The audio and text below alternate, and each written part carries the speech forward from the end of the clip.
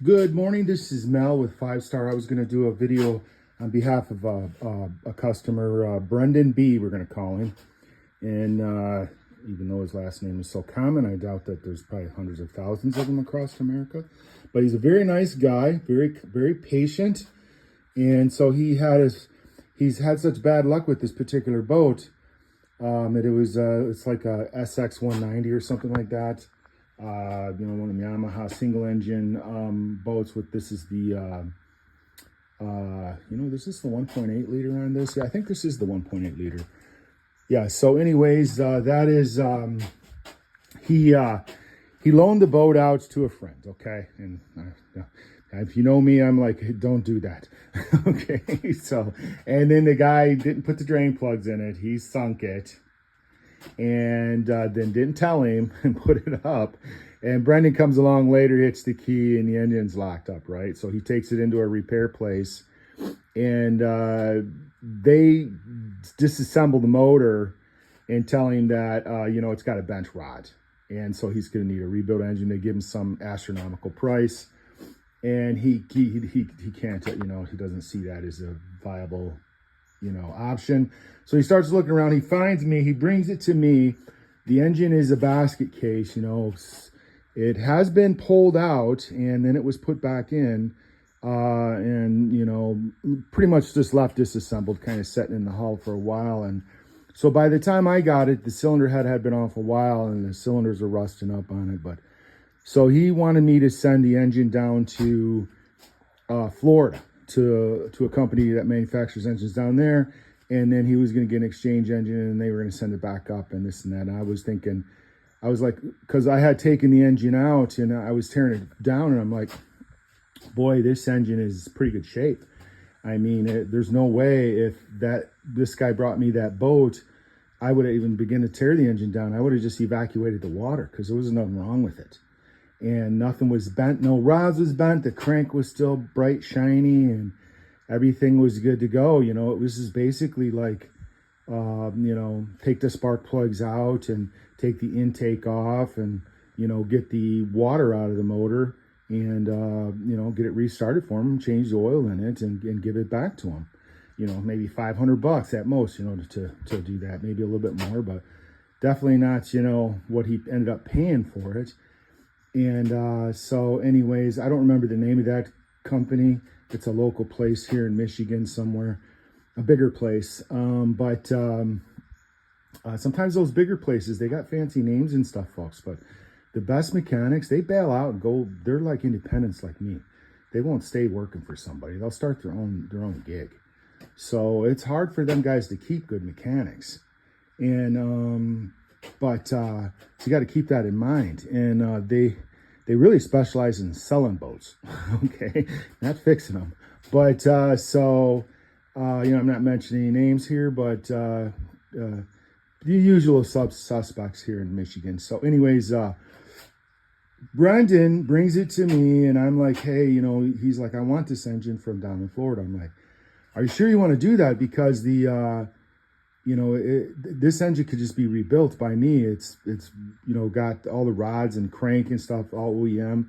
The only reason I would even change the pistons, I would have just normally changed the rings and honed it out if it was just light rust, but they had let it quite a while, so there was a little bit of pitting and stuff happening in the cylinders, so they were going to need to be bored.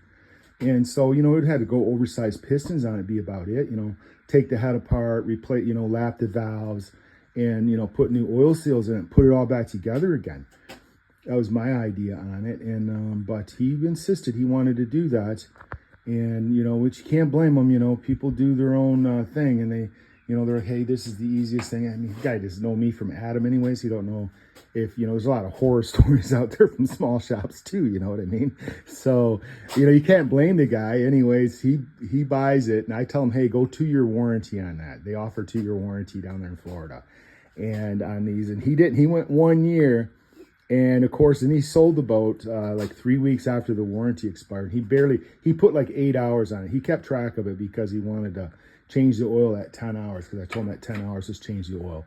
So he was keeping track on it, had 8 hours on it, and he sold the boat. He calls me up. He's like, hey, you want to do the oil change on it? It's just about there. I'm like, Well, it was just before the 4th and stuff. And I'm like, well, why don't you just let the guys use it through the 4th? And then after that, let them bring it to me and I'll change the oil then. And, you know, so he sold the boats, gave him the oil change stuff and told him, hey, contact me for the oil change, right? And I'm like,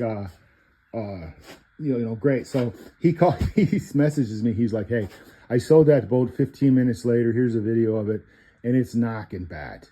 And so I'm like, crap. So I get the number off of it. I told him to send me the number off the front of the motor. And he did. And I called down to Florida and talked and, got the date of the expiration of the warranty. And it had expired. Because he couldn't remember if he got 1 or 2 years on it. He thought it was a 1. And he was right. It had been expired 3 weeks.